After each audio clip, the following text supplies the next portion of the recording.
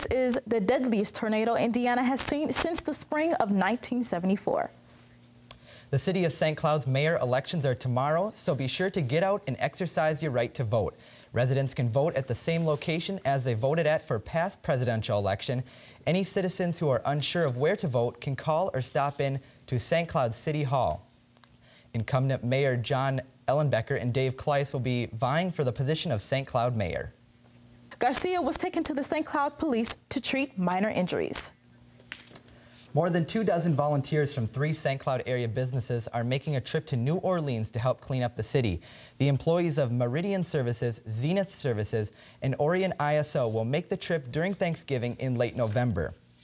A semi-trailer will accompany the group, and donations are needed to fill the truck.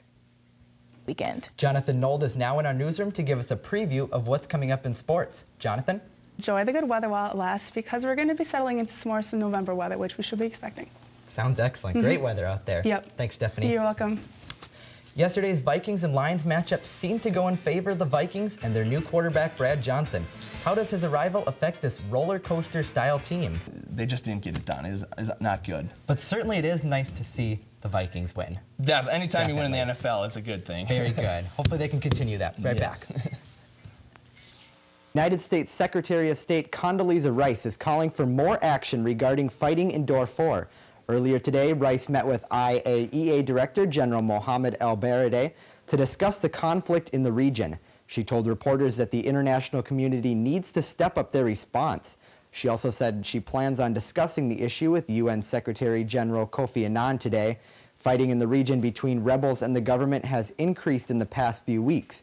More than 200,000 people have died and more than 2.5 million have been displaced over the last 3 years. And an explosion along the A3 Autobahn near Offenburg, Germany, left an operator of a milling machine dead. German authorities say the machine was removing the road surface along the Autobahn when it is believed to have hit an explosive charge 30 centimeters below ground. One family who lives near the section of the Autobahn says that their house was hit by flying debris, causing damage. The accident is under investigation. However, authorities believe a World War II explosion charge is to blame. Coming up in weather, Jeff Beamish gives us our forecast. Well, you know, we do have a lot of news coming out of the world today, especially in Iraq, where today a 3-day curfew has been lifted following the worst sectarian violence since the war began. After the curfew was lifted, 6 people were killed when gunmen opened fire on a crowded street in Baghdad. Because of increased violence in Iraq, a report by the bipartisan Iraq Study Group is due to be released soon. The report will not include a specific timetable for pulling troops out of the country, but does recommend a diplomatic change. Well, we now turn to Kevin Hurd with a special report. Kevin, there's been some tragedy in Alabama. There certainly has, Candace. An Alabama school bus accident this morning left 3 students dead and an unknown amount injured. The accident happened in Huntsville when a school bus carrying students went 30 feet off the side of a highway overpass on Monday. Police spokesman Wendell Johnson said that all students were transported to the hospital since some of the injuries were life-threatening. The bus was carrying students from their school to a technology center for classes.